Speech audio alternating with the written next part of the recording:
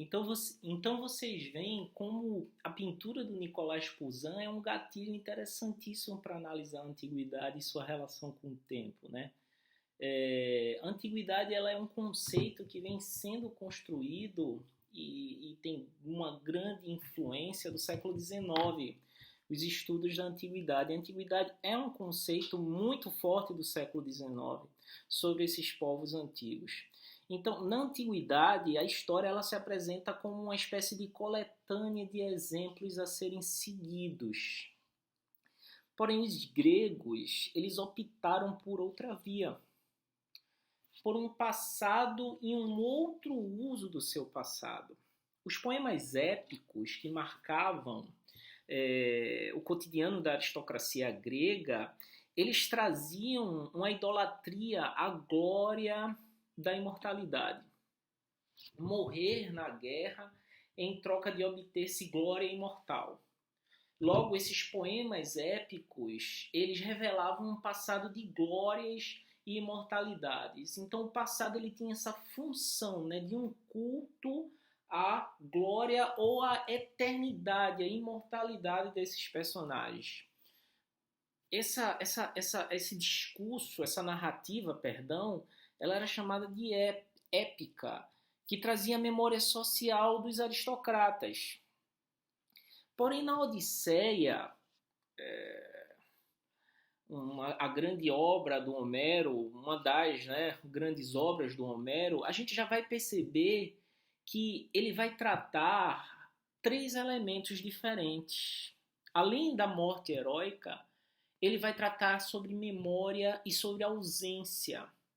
Ulisses, que é o personagem da Odisseia, no episódio da narrativa do cavalo de pau, do cavalo de Troia, Ulisses, ao narrar a sua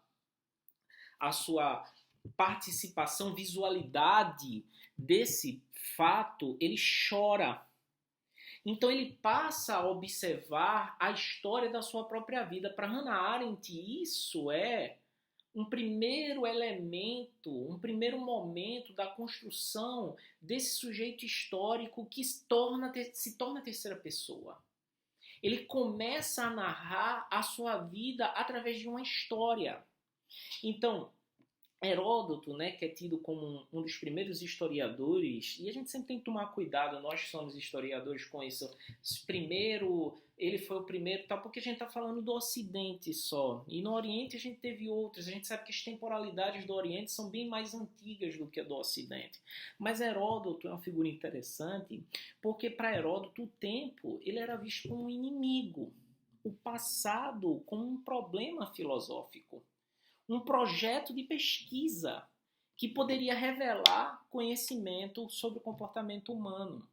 Isso vai gerar uma série de problematizações sobre o passado, o tempo, Aristóteles, tal, até Tucídides, que também foi um grande historiador, que aperfeiçoa a técnica historiográfica utilizando a técnica de equifrases, que é um discurso que pretendia pôr sobre os olhos o que acontecia. Uma descrição minuciosa. Era uma espécie de antropólogo que ia em locus para narrar os conflitos e guerras. Heródoto narra a guerra da Pérsia, mas não se tem tantas fontes para saber se há provas de que ele esteve ali. Tucídides apresenta provas e apresenta relatos que a gente pode até chamar de uma história oral.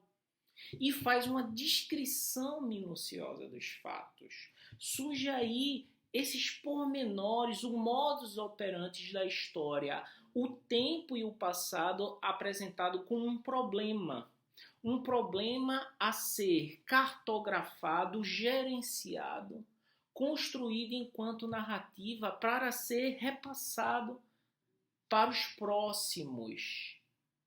Um temor com esquecimento, um medo de se cair no rio Letten, né?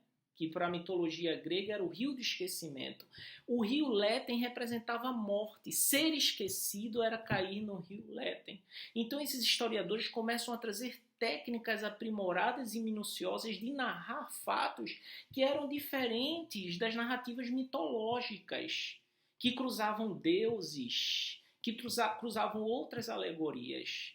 Agora havia uma problematização dos fatos, da verdade e das formas de experienciar o tempo, ok? Peço para vocês que leiam os textos, pensem um pouco sobre essas reflexões que eu trouxe e estudem para a gente continuar esse trabalho muito massa que a gente está fazendo nessa disciplina, ok? Os fóruns ficam abertos para as dúvidas. Muito legal encontrar vocês, tá certo? Abração.